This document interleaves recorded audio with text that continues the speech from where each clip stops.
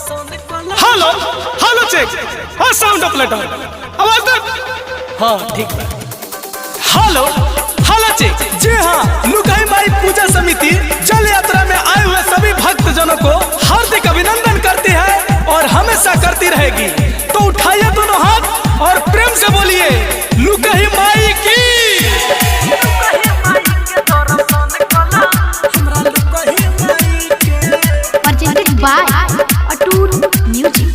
नमैन को तू एक बारे धल होई गाड़ी के संगे संगे चल। नमैन को तू एक बारे धल होई गाड़ी के संगे संगे चल। आए हाय दर्शन कल अकेलू कहे माई के दर्शन कला।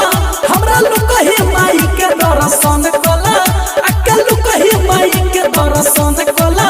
हमरा लुकहे माई के।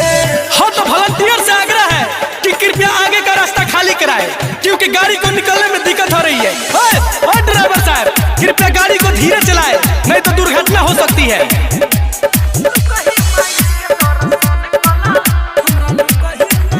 अटूट music recording studio Mirganj Nepal.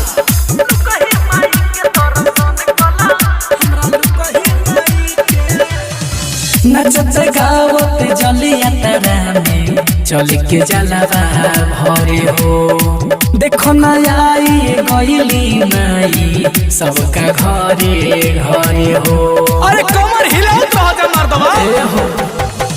नचत गावत जलिया तारा में चल के जलवा भरे हो।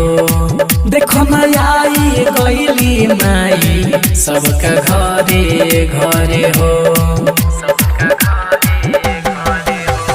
माथे पो माथे का ढल हाँ भक्ति के भाव में ढल।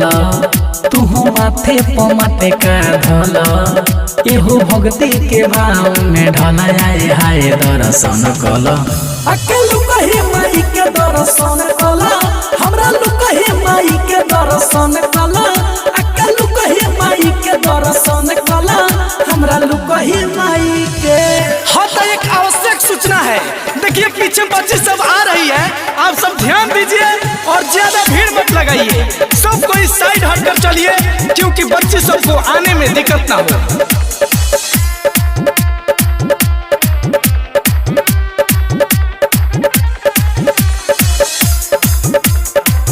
आप सुन रहे हैं सत्येंद्र सवरिया की आवाज में। चारों ओर महिमा के इनका हो गईल बासुर हो। झुकेला सभे इनका आगे देखो ना हाथ दोनों जोड़े हो। चारों ओर महिमा के इनका हो गईल बासुर हो। झुकेला सभे इनका आगे देखो ना हाथ दोनों जोड़े हो। नाम धके तू जय जय बोला एगो पुण्य के काम भी कला। नाम धके तू जय जय बोला एगो पुण्य के काम भी कला। आए हाय दर्शन कला अकेलू कहे माई के दर्शन कला। हमरा लुकहे माई के दर्शन कला। अकेलू कहे माई के दर्शन कला।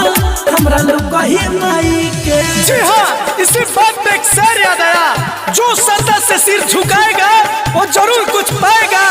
जो श्रद्धा से सिर झुकाएगा वो जरूर कुछ पाएगा। और हमारी लुकही माई के दरबार से कोई खाली हाथ नहीं जाएगा। तो प्रेम से बोलिए लुकही माई की।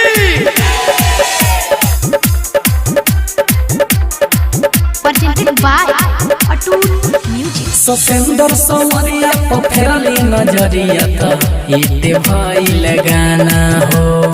दिके घर महाराज भक्ति में देख जो मिले हो के दीवाना हो। सत्येंद्र सवरिया को फेरली नजरिया त इते भइल गाना हो। दिके धर महाराज भक्ति में देख जो मिले हो के दीवाना हो। जनार्दन के साथ तू ढल पर मोध नहीं हम से टल। है जाना रधम के साथ तू ढल पर मुझे नहीं हम से टल आए हाय दर्शन कल अकेलू कहे माई के दर्शन कला हमरा लुकहे माई के दर्शन कला अकेलू कहे माई के दर्शन कला हमरा लुकहे माई के अटूट music recording studio Birganj Nepal.